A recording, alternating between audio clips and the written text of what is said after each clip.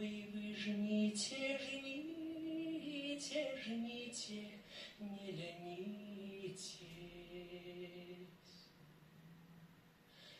Тупаючи ля хати, Ганна убачила параскіданае галлё пад таполей. Учора таксама было. Тое галлё яна падгрэбла, аднесла на дрывацень, а сёння зноў з'явілася. Адкуль? Не з неба ж? Цётка зірнула ўгору. Нізка, часта ўзмахваючы вялікімі крыламі, ляцеў, бусел. Яго работа, падумалася жанчыне.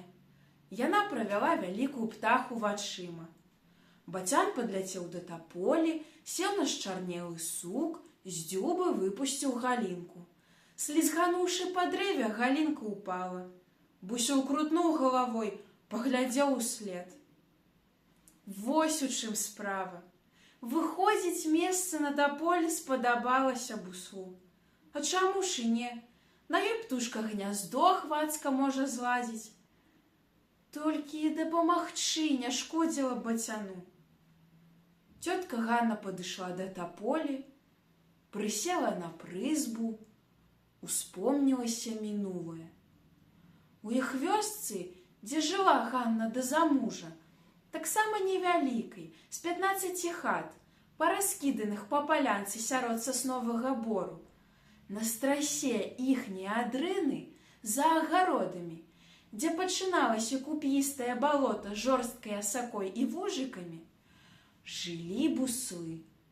Даўно жылі, не адзін год, як памятавала Ганна.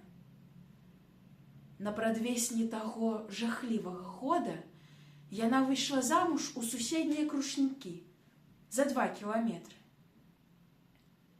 У тую ліпенскую ноч ніхто у крушніках не спаў. Крывавае зарыва стаяла над лесам. Палыхала яно і над яе роднай вёскай, дзе засталіся маці, бацька, сястрычкі, 5гадовы уладзік. Усе блізкія, родныя. Яна рвалася туды. Яе не пускалі. У тую ноч немцы акружылі вёску, сагналі жыхароў у адрыну, падперлі дзверы, падпалілі.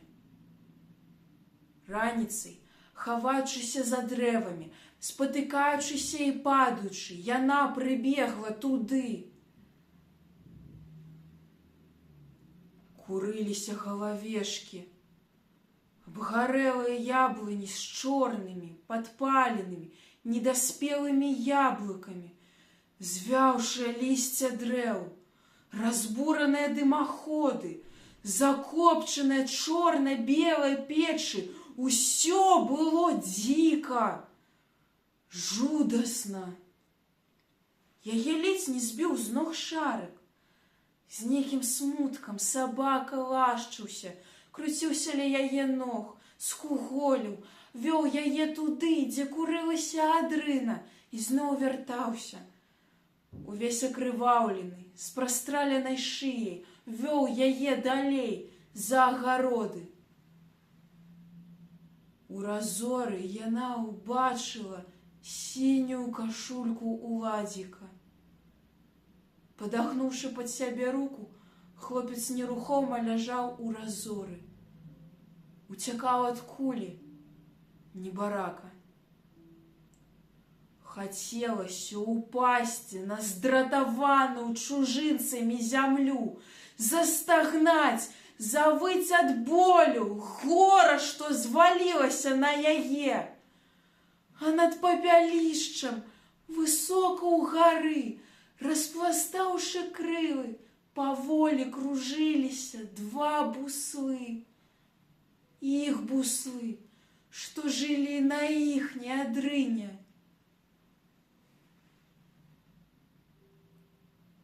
Вечарэла.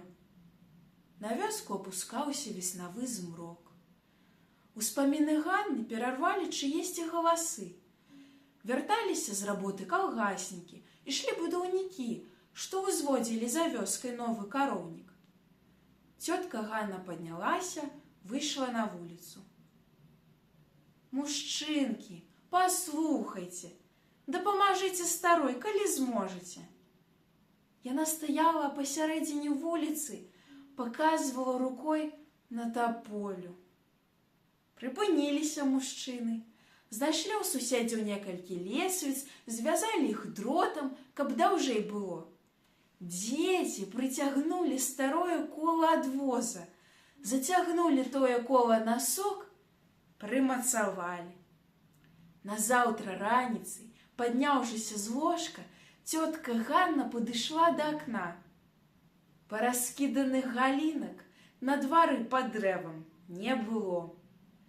Бусел раскладваў і ладаваў іх на гняздзе, як дбайны гаспадар выкладваў сена на возе. Тётка Ганна выгнала за ваколіцу карову і вярталася дамоў. Падыходзячы да хаты, жанчына ў каторы раз зірнула на таполю. У гняздзе на дрэве сядзелі буслы. Іх было двое. Выходила точка